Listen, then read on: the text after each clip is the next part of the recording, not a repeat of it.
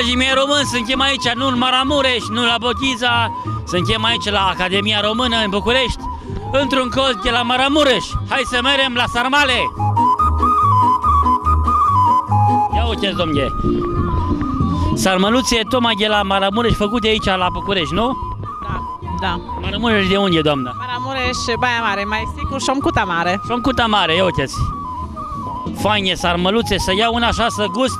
Uitați, dragii mei români, această super sarma de la Șomcuta Mare, numai aici la Academia Militară puteți mânca.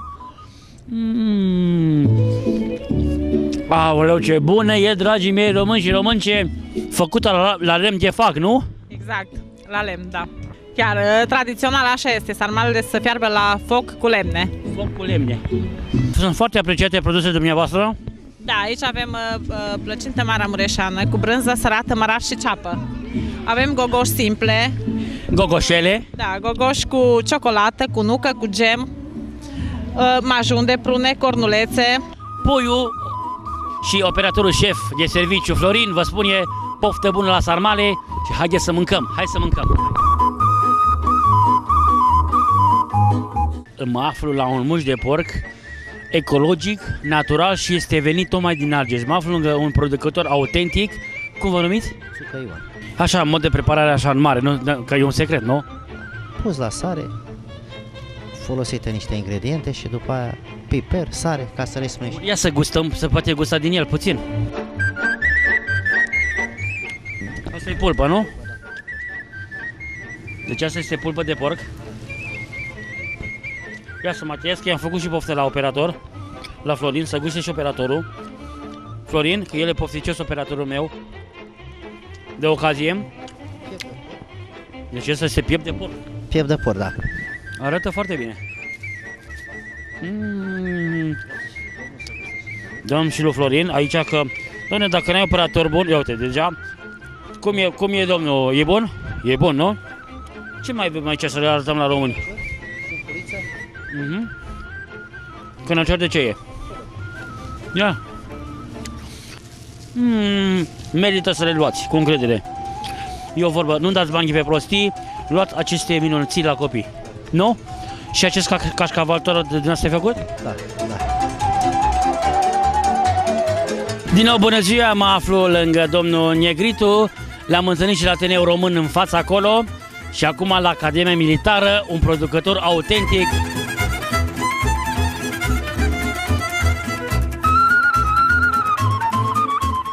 Ia uitați. Care e unicat în România, așa ceva nu face nimeni, cu garanție. Mai departe. Mai departe. Cașcaval de vacă afumat. Avem brânză de burduf în coajă de brad. Da, asta se face și în zona Bradului, nu? Da, dar Aici e altă rețetă. Sibiu e Sibiu, cu brânza de burduf a fost înviat. Am trecut pe la munte, pe acolo, pe la Bran și acolo am văzut. Da, da, au și brănenii, da. Da. Mai departe, aici vedem o urdă. Avem urdă dulce. Ia să gustăm puțin, asta este tot dulce? E foarte dulce. Ia să gustăm acum în direct. Avem moștenire din tată în fiu. O rețetă tot așa proprie. Da, rețetă proprie.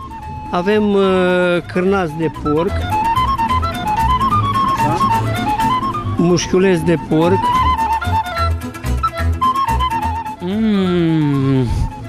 E și puțin afumat. Domnul Florin, trebuie să-ți dau și ție, Florin. Camera, ia să vedem cum îi place la cameră, e bună? Uite, domne, e bună. E cel mai bun conservant. Fumul. Brișca e taie, brișca? Mere încet așa, da? Da, sigur. Mamă. Făcută ca la bunica acasă, fără chimicale de ăștia. Și ce îmi place, domnul Negritu, am fost mai sus, mai în deal și am văzut tobă de Argeș. Diferă față de toba de la Tălmaci. Păi știți cum, asta e făcută tradițional. Sare, piper, usturoi și cimbru și fiartă în ceaun toate cum trebuie așa. Deci nu punem de alea de să înrușește carne. Și ați făcut-o cu mult drag. Că nu pui puțină dragoste, nu iese. Am pe doamna de are o dragoste de preparate de alea, n-ai văzut. Are, nu? Hai de mine. Vă așteptăm odată. E cel mai bun merciolog. Cel mai bun preparator. Ea prepară totul. Da. Eu tai, secționez și ea le prepară. Am înțeles. Cârnați de porc avem de ăștia afumați așa. Ia să vedem cum e cârnatul de porc. Stocați așa mare, nu cum fac ăștia cum așa. Dacă vede operatorul aici, e făcută carnea e mai mare, nu e așa de mică cum e. Să dăm și la operator, că deja i-am făcut poftă. Mai tăiem așa puțin cu brișca. Să nu lase gura apă. Păi deja a ieșit, nu? E bună, nu? Ok, e bună și la operator. Ia uite cum arată, dragii mei români. Gustoasă. Tot asta făcută numai cu sare, piper și usturoi. Ia să gustăm puțin. Să gustăm puțin, să vedem. Știți cum? Dacă nu gustați apă, Da. pierdeți, nu știți ce pierdeți. Domne, e crudă și e de oaie. Ia uite, Florin. Acum nu mă oaie, care și oță de berbecuț. Are, nu? Păi altfel nu se poate. Păi, Și apoi, în ultima fază, vă dau și o pălincă de la tălmăș. da. Păi toate produsele astea fără o pălincă nu mere treaba. Mere și goală. În timp ce domnul Nelicritu pune pălinca, aceasta a fost totul de aici, de la standul domnului producător de la Tălmaciu. Vă rog, dragii mei români, să veniți cu mare drag, pentru că eu, Puiu și operatorul Florin, deja am degustat toate minolțele de aici și sunt foarte bune și sunt făcute pentru tot buzunarul, și pentru la săracul și pentru la bogatul. Îi așteptăm să mânce niște produse tradiționale din orașul Tălmaciu, județul Sibiu. Așa să fie.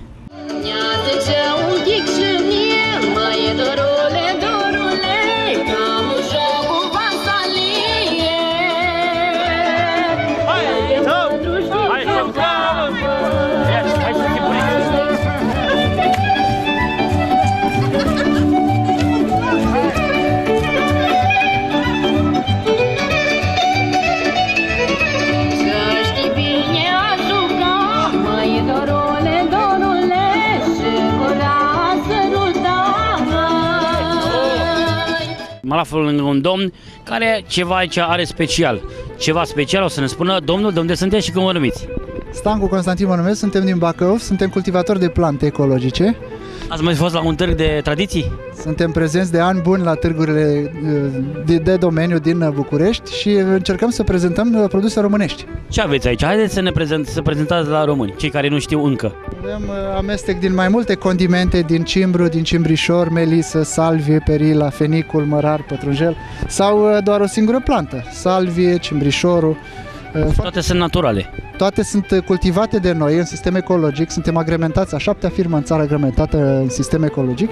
Administratorul inginer agronom și-a dat doctoratul pe plantele condimentare și aromatice și le folosim chiar în tratamente, în terapii de lungă durată și cu efecte foarte bune. Doamna inginer, nu? Cum se numește? Doamna inginer Iuliana Barbu, din Bacău, pernuțe cu plante, pernuțe terapeutice pentru întărirea imunității, se numește pernuța antigripală, se ține în dormitor, degajă uleiurile conținute de plante și noi vom inhala pe toată perioada nopții uleiurile Se inhalează, nu se beau. Nu se prepară, doar se țină în încăpere, vor degaja uleiurile plantelor și copiii nu mai răcesc așa de des. Are și un miros?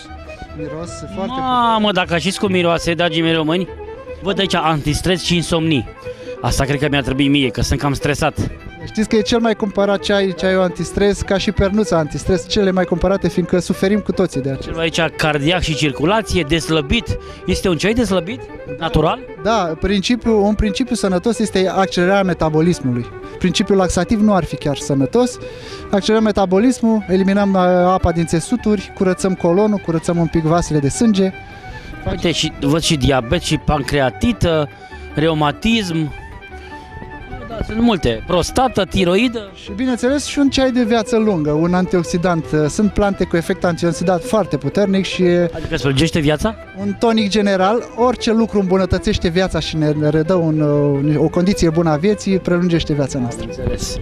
Păi cred că am să iau și eu un ceai din ăsta antistres și insomnii. Și toate sunt garantate, 100%. Toate sunt agrementate la Ministerul Sănătății, toate sunt... Au brevet tot.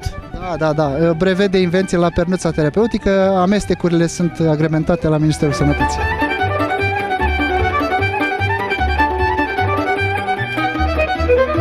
Dragii mei, rămân să știți că sunt foarte multe cântece cu băutura.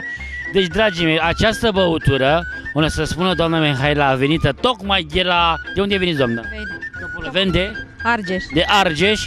Câți ani are venit doamna acesta? După sticlă se vede că e cam vechi. Da, are 11 ani. Și e vin sec, demisec? Sec, un vin sec. Sec. Ce aveți, doamna, aici? Că deja m-am îmbătat din mirosuri. Aici să vedem ce aveți aici. Aoleu, știți cum miroase? O fetească neagră. Domne, este chiar regală. O fetească neagră. Care este? Aici o fetească. Deci aici avem fetească neagră. Și o fetească regală sec. Sec. Și asta e Neagră. neagră. Și, domne, și aici avem un mus roșu. Da, un mus roșu, tot o fetească neagră, un mus înțepător. De la pasta. Adineaura am băut un înțepător și m-a înțepat rău. Da, cred. Ia, doamne, să punem aici în direct un must înțepător. Puneți așa în paharul ăsta care a mai fost. Dom'le, eu deja am băut un pahar și știți cum m-a înțepat la limbă?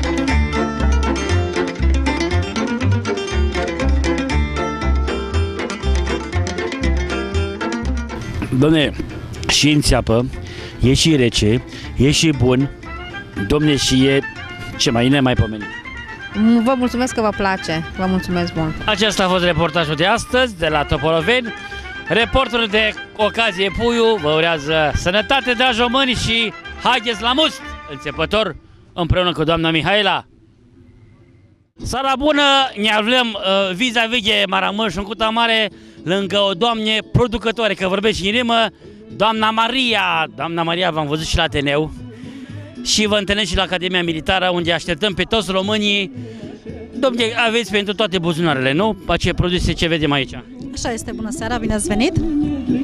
Ce avem aici? Aveți de toate, observ. Avem un jambon de porc umplut, copt la jar, avem un piept de curcan, copt în jar, foarte bun, pe degustate, un babic, ghiutem, o pastramă de gâscă, un pleșcoi, Șoric? șoric proaspăt, bineînțeles, desigur, deja vine vremea, nu?